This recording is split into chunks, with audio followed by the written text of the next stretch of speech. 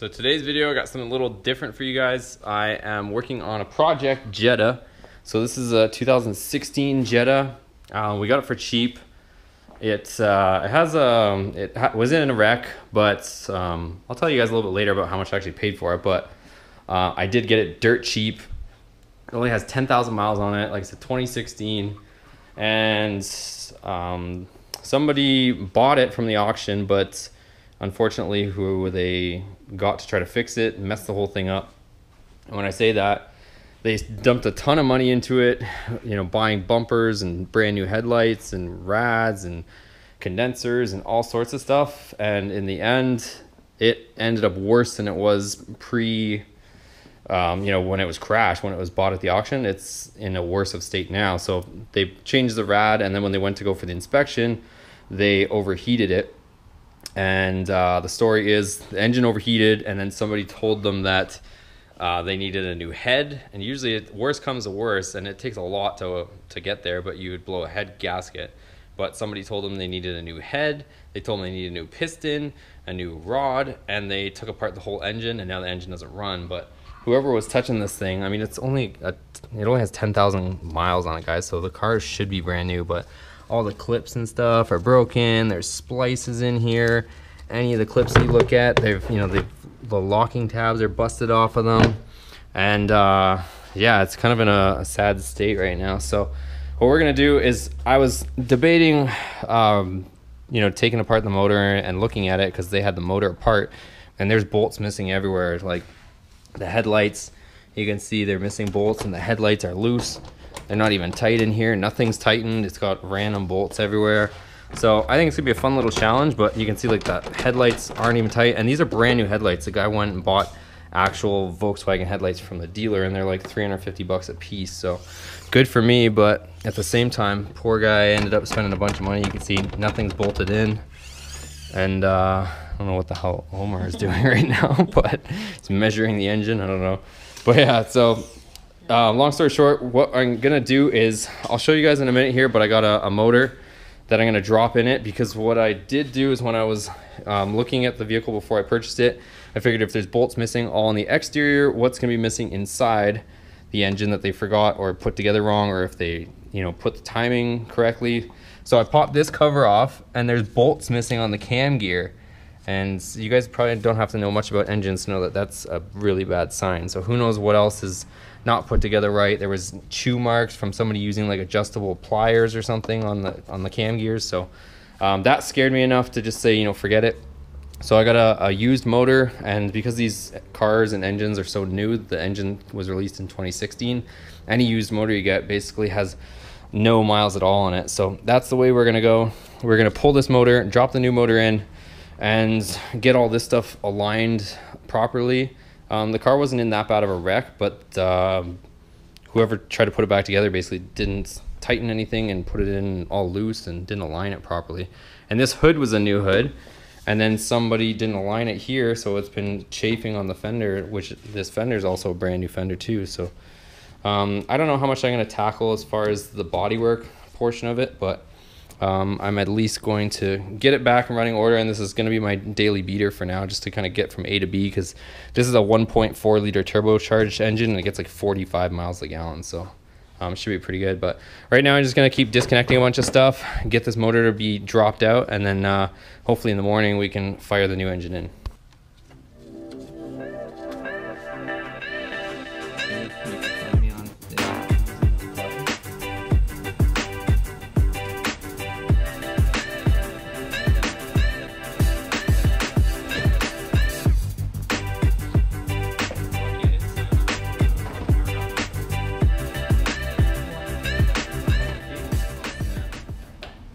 Okay, so it's day 2. Last night we got quite a bit done. Sorry if I didn't capture more of it, but here we are.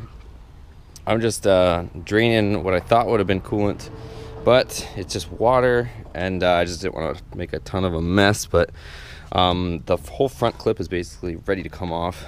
Obviously the front bumper's off, and I think I was mentioning last night, there's just bolts missing everywhere. Like there should be 4 bolts that hold on the front rebar, and there's bolts missing everywhere. So this whole front assembly is ready to come off. There's some stuff I gotta kind of research a little bit. Like there looks like there's something that needs to go from here to there. Might be missing some sort of piece to give this more strength because this is just kind of hanging out here. Just a lot of different small things. There was a random hose that was connecting the upper radiator hose to the head.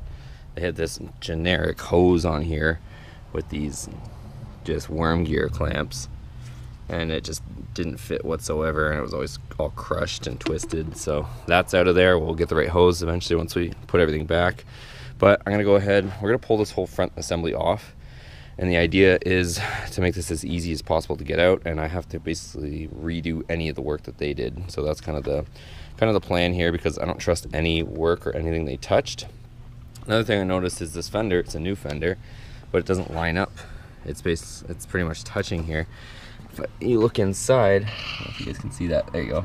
They put the fender on the wrong side. So the fender is supposed to be on this side of the tab, and that would give me perfect fender spacing. But instead, they put it on the wrong side and try to put screws into the back when the screws are supposed to go from this direction in to fasten this. So there shouldn't be any alignment issues. It's just a matter of putting the fender on correctly. Should give me the proper gap here, and then we can eventually line up the front end once we put it all back together and make sure it's all on there solid. So that's what we got right now. I went ahead and disconnected a lot of stuff last night, so I'm hoping I can just whip through this, get that engine out of there, and put this engine in. So here's a low mile replacement engine that I've found. Here it is, identical engine. And rather than messing with the old one, we're just gonna throw this one in and be done with it. So that's the plan. And yeah guys, that's pretty much it. I'm gonna go ahead and push that back in our workstation into the driveway and keep cracking.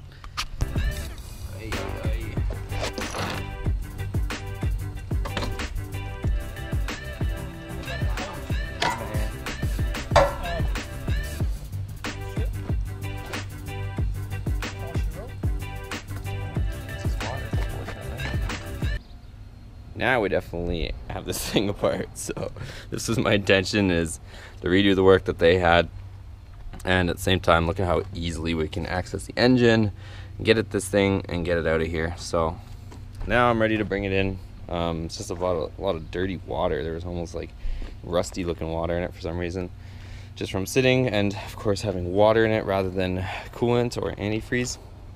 You can see on this port here, look at that color of just rust that's sitting in this engine. So not nice. This engine's coming out though, but I'm gonna make sure I flush out. There's a brand new radiator there. We'll flush it out with some water before we put things back together. Yeah, let's push this thing in there. Omar's flushing out the rad with some fresh water. Just stand it up on its side for a second, like the whole rad. Yeah, like flip it. Yeah, just to see if anything else comes out. I think we should be good. And then just do it on this side going that way, just in case anything's stuck in the core. It's like a perfect fit. Yep. Oh yeah, it came out all nasty for a second.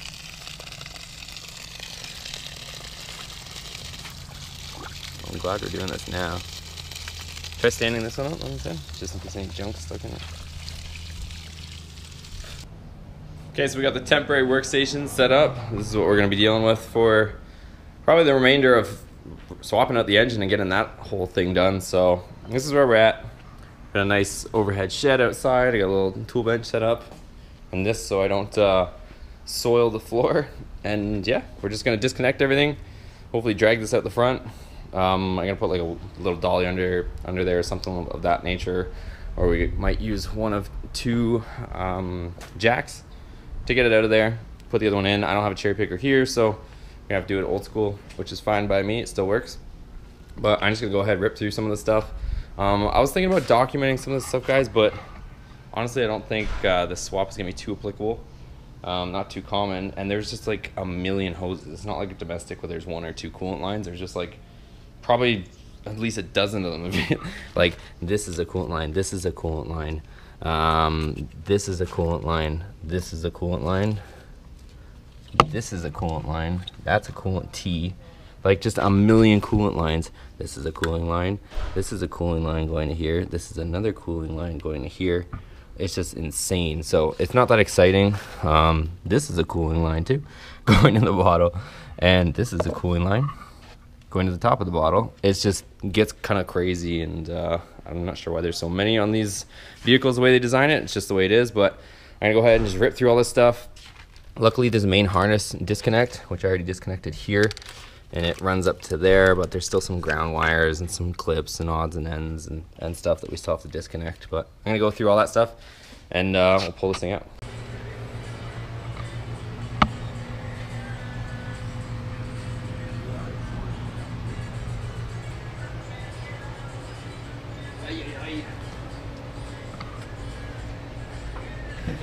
Okay, so here's where we're at so far. Like I was saying before, we just disconnected basically as much stuff as possible, and now I also disconnected the axles. So you can do one of two things. You can pop them out of the transmission, or I chose to do it this way, which is a little bit more awkward. Not really that much different, but this way you just remove the bolt that holds the axle in. Luckily on the bottom, it's kind of cool on these, they have 3 bolts that hold the lower ball joint in, so you don't have to split ball joints. So I removed that so that this whole assembly could come out, enough that I could slip the axle out. And I'm going to leave the axles attached to the transmission to pull the whole assembly out, because if you remove them out of the transmission, there's a C-clip, and it's sometimes a pain to pop the axles out. But at the same time, doing it this way, you're not going to lose any transmission fluid, so we don't have to mess with refilling the transmission with fluid and fighting with popping the axles out. Same thing with this side. Just remove this bolt. This is just sitting here. I just threw it back in. Remove the bolts, pop the axle out. We had to disconnect the sway bar because the sway bar comes down and connects here. So we had to disconnect the sway bar just so that we could take the axle with the engine forward. And that's pretty much it. So what I got now is the car is somewhat lowered. This is how you do it without cherry picker. So I have a dolly underneath, just like a furniture dolly, and I've brought the car down as much as possible. And then I have these 2 floor jacks that are just pressing the dolly up into the engine. We're gonna loosen these 4 bolts, so 1, 2, 3, 4, and the engine's gonna set and rest itself on those 2 dollies, and then I'm just gonna roll the whole engine out, and then we can do the same thing. So what we're gonna do is we're gonna split the engine from the transmission, bolt this transmission onto that engine, the new one, and then slide the whole thing back in, pump it up a little bit with the 2 jacks, and then should be able to start reconnecting everything. So let's go ahead and get this out of there.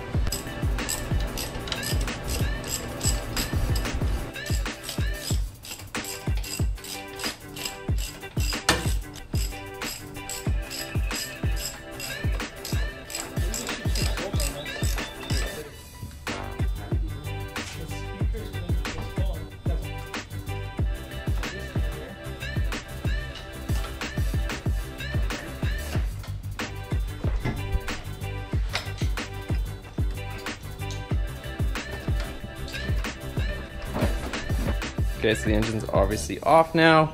That's what I was saying, we just left the axles in place. You can pop them out from here, but it's just sometimes they fight you quite a bit trying to pop them out, so I'd rather avoid that if I have to.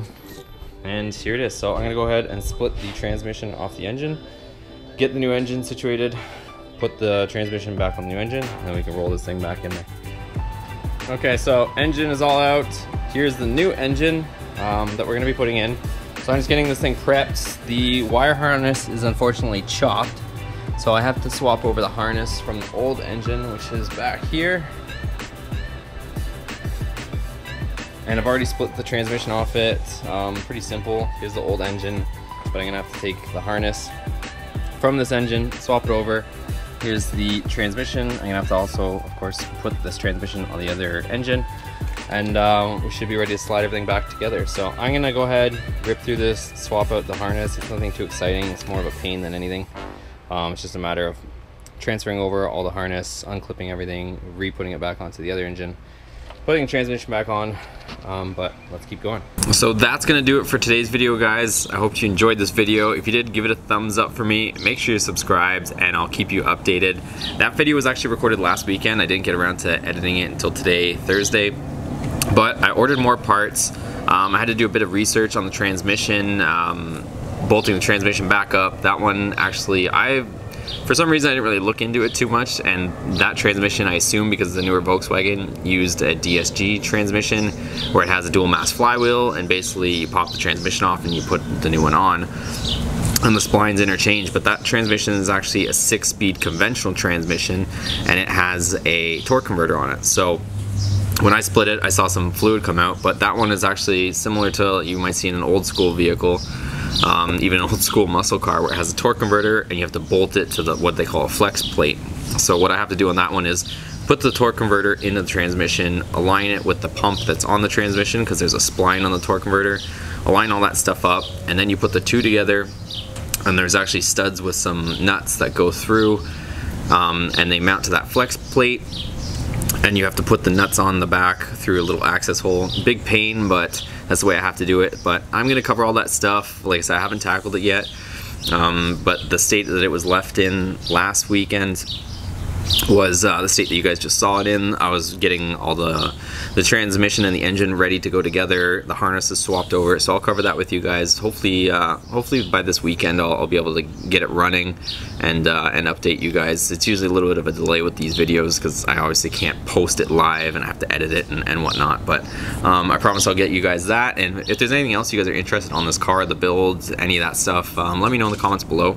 I'll keep you guys interested. It might not be as cool as the Ram stuff, but it's mechanic stuff and, you know, car stuff or automotive stuff at least. So hopefully you guys enjoy this stuff too.